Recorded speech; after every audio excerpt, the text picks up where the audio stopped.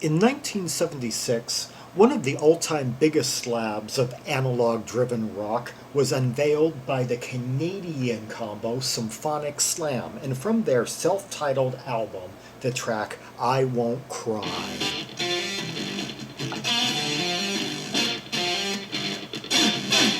Oh, here's just the cutting, piercing, trebly sound just oozing in.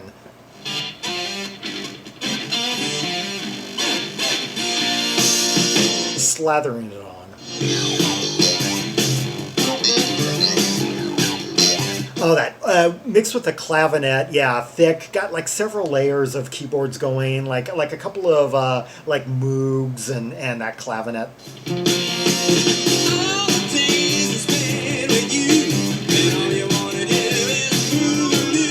I love the harmonies right there. The like seventh they add into that.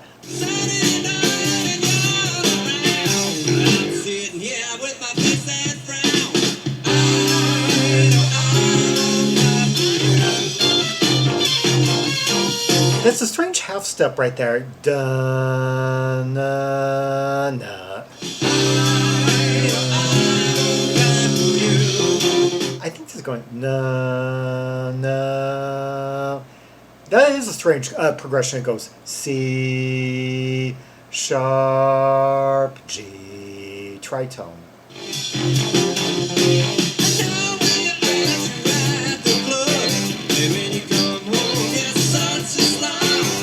Like a just a jerky, propulsive kind of funk.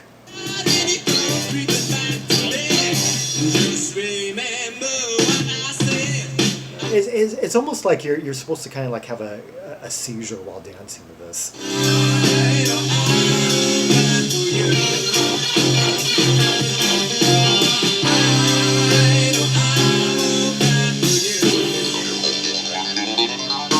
Oh, I hear that run, that clavinet just scaling up like that.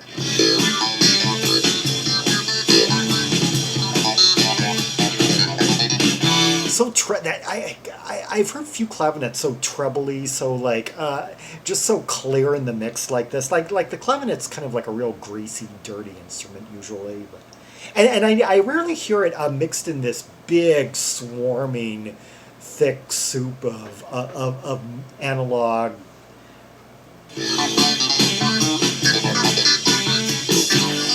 Like Moogs and stuff, like watery. Ah, right there. The clarity, the way things just, the way everything just kind of fizzled out and let the Moog just, let the clavinet just like, you know.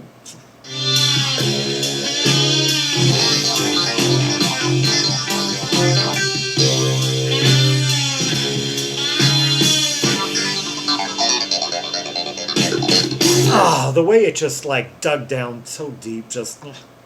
Oh, why? 'Cause you never see the light. You slave all day and you make no pay. Can't go far 'cause you don't have a car. You kept telling me you're a rock and roll star. No. The lyrics, I guess, are just kind of inconsequential. They're goofy.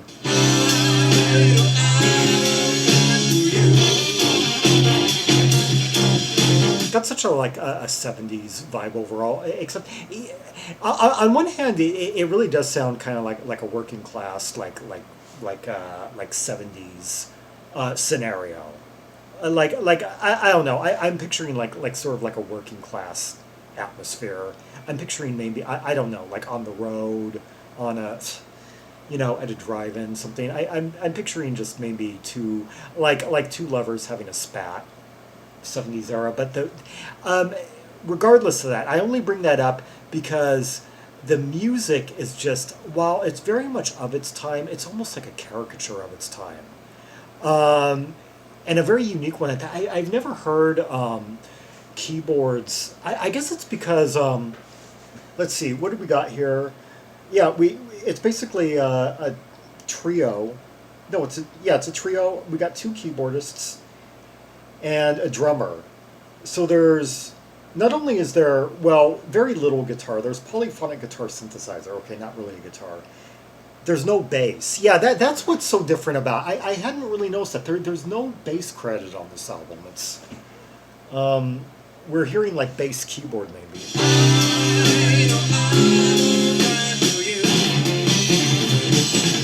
Yeah, we're just boom. We're hearing like synth bass, but yeah, this is like the epitome. This is like like the kind of characterization of music of this era in the most like just delightfully like bombastic. It's almost like several different albums from several different genres being played on top of one another, with perhaps maybe Ethos the most audible.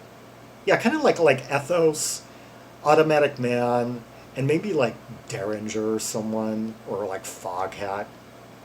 Yeah, being played simultaneously. Heck, maybe the first Tubes album on top of that. Yeah, all those thick, wild, analog, like double keyboard. Michael Cotton's really avant-garde kind of Eno-esque keys mixed with Welnick's really 70s organ and such.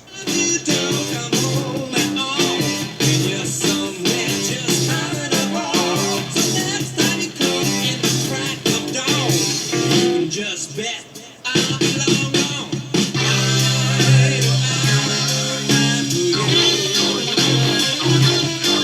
Oh, I like those sounds right there. I guess that a little bit of wiggling we heard was the guitar synthesizer.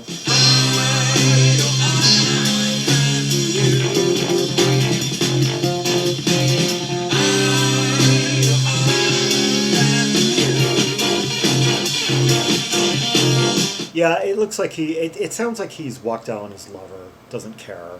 Is I don't know. I could just picture. I know what Timo Laine is the main guy behind this. I know what he looks like. I just can't. Oh yeah, the picture, yeah, is perfect of the band. Yeah, I was picturing because I'm just picturing like the video with some guy with like a handlebar mustache and a wife beater, like getting into like his Camaro and just like cranking this tune up loud and just taking off with some other, you know, dame. Some other. Well, okay, no, that's a '40s word. Like broad. Is that more of a '70s word? Yeah, and just with like stack heels and like cut off shorts and yeah, just totally like working class, kind of like that part of like Canadian culture that's kind of somewhat tied to the U.S. Midwest. Yeah.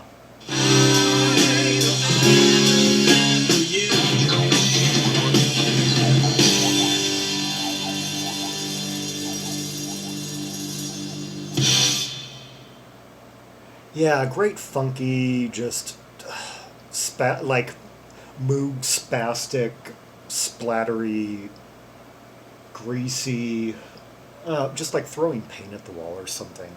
Yeah. Okay. Enough of the anecdotes. Let's hear another track from the album. Let It Grow.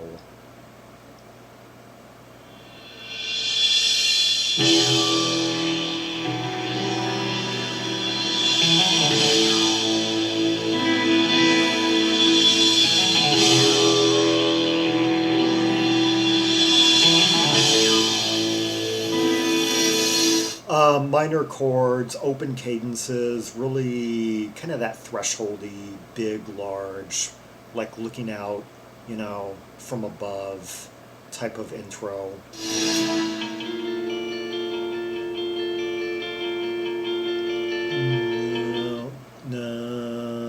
B flat, yeah.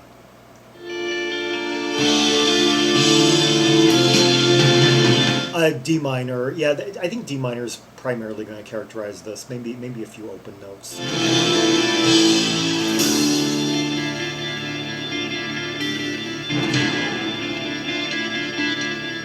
A similar, there were a lot of songs around this time that used kind of that emphasized the real melodramatic qualities of D minor. Kansas used it a lot.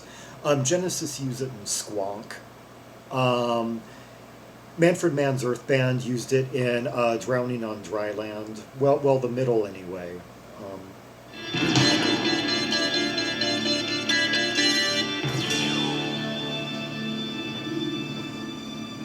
I imagine how it could be one day. Kind of a slightly icy sustain.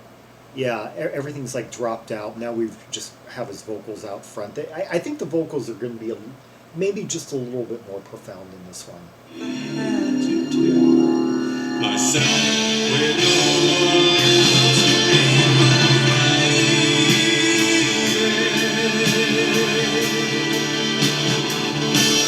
We've got a pretty strong low end on this for a record that has no bass guitar on it. Yeah, that's so interesting that this doesn't have. I guess I think that might be the ultimate sonic character that sets this apart from just about everything else out there.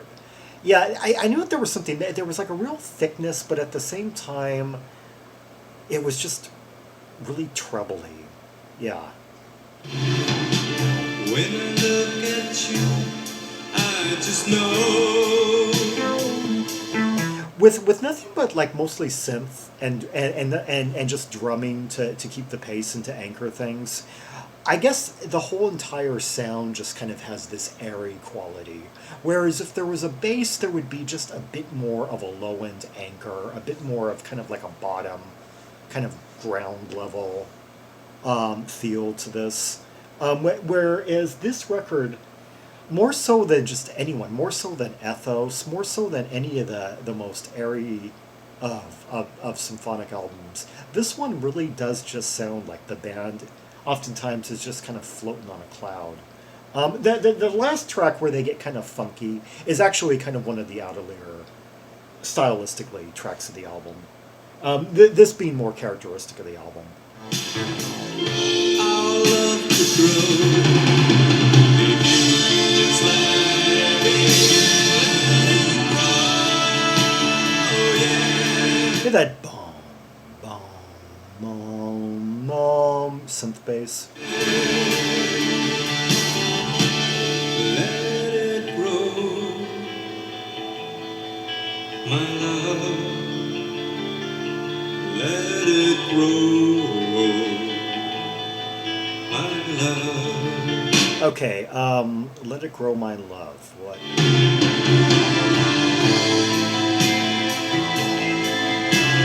That is some real synth bass right there.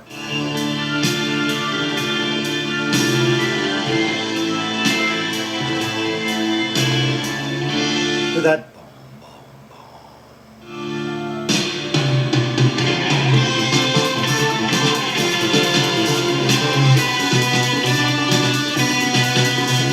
Delightful change. More of kind of like a dun, dun, dun, dun. Yeah, I forgot about this section.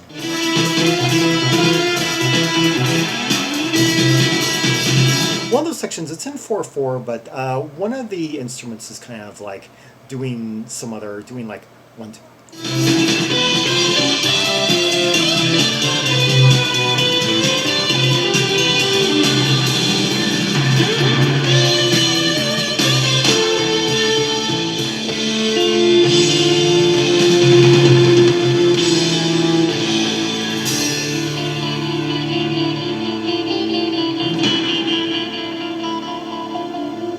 That sounds like real guitar. I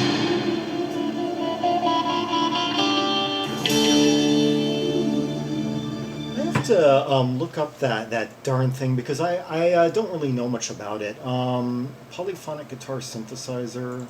No, it's a keyboard. Although the images that immediately come up on Google look to be more like 80s era. If I type in like they don't give the make or model. That's the thing. Like if I and some of you might just be thinking, "Oh God, you." This is so easy. I know that. Yeah, there are some people. Yeah, it was interesting. Like on the old progressive rock. Forums where there would be some of us, we would have our own areas of expertise. There was this one guy who I used to admire, he always could identify by ear all these makes and models of different instruments and such. It's kind of like I remember that there were three of us who used to dominate like progressive ears. There was like this one guy, Chris, who was like the expert on live concerts, was the expert on tours, was the expert, always knew like the set list, the instrumentation, the guitars used on this tour, that tour, by all like the big dinosaur acts of the 70s. There was another guy, Mike, who could identify all the keyboards when he heard them, the makes, the models, the year, and knew all these unique things about their sounds and everything. And then there was the guy who just knew the entire album discographies front to back, knew all the songs front to back, me. Yeah, of all the, of like pretty much everyone from the 70s and early 80s. And I see some hope you will be mine for the second time.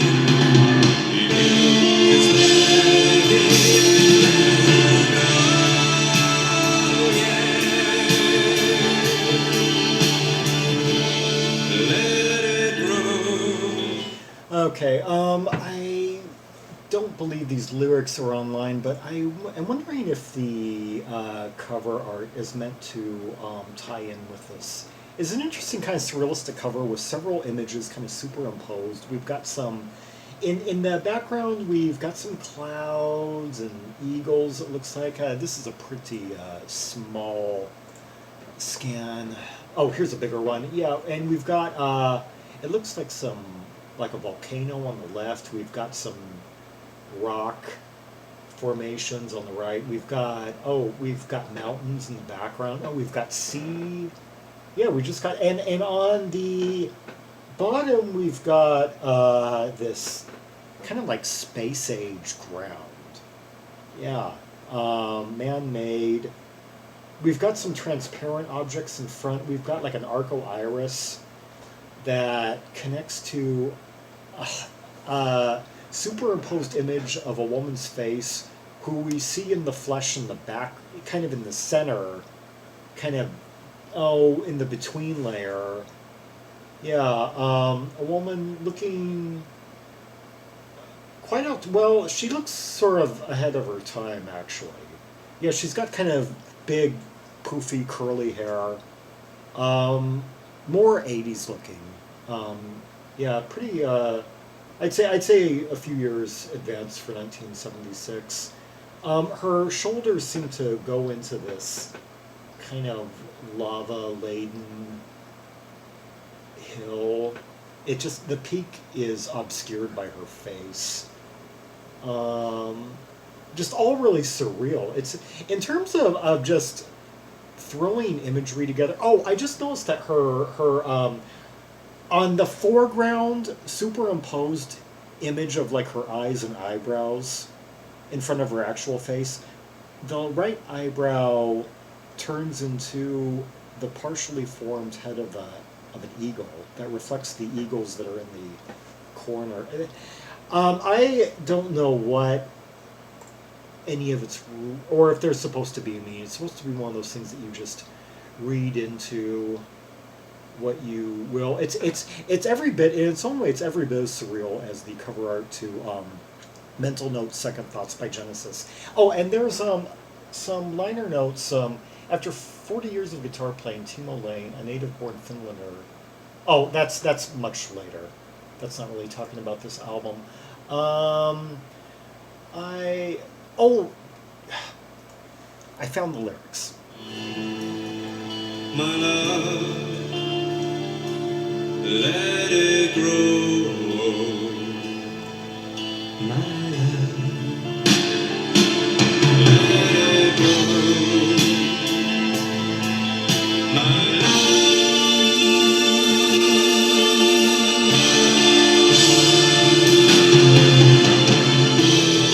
Let's see. The lyrics. Let it grow. I imagine how it could be one day if I had you to myself with no one else in my way. When I look at you, I just know our love could grow. If you just let it be and let it grow. Let it grow, my love. Okay, these lyrics are kind of. It's just about letting love grow. Yeah. Nothing. Looks like the lyrics to Modane Train might be. Oh, the lyrics to "I Won't Cry." All the days I spend with you, and all I want to do is boogaloo Saturday night, and you're not around, and I'm sitting here with my face in a frown. No, I won't cry for you. I know where you're at. You're at the club, and when you come, you're such a slob. Tonight, when you come creeping back to bed, just remember what I said. Yeah, this is about like working class romantic fallout. Yeah. Um, you look all white because you never see the light. You sleep all day and make no pay. You can't go far because you don't have a car. And you're telling me you're a rock and roll star. Yeah.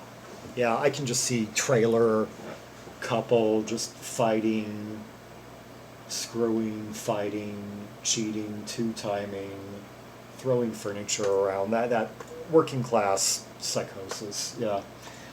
Somewhere like in, I don't know, that part of like on Ontario, just kind of right on the brink of one of the Midwestern states, and really culturally similar, probably in the '70s anyway.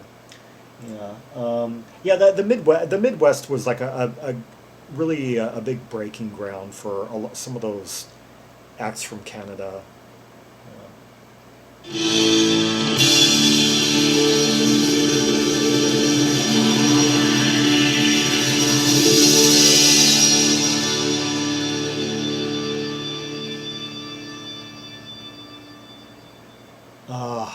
Those closing sustains of 1976 that you hear in so many songs from that year that just have that fading cosmic vortex quality.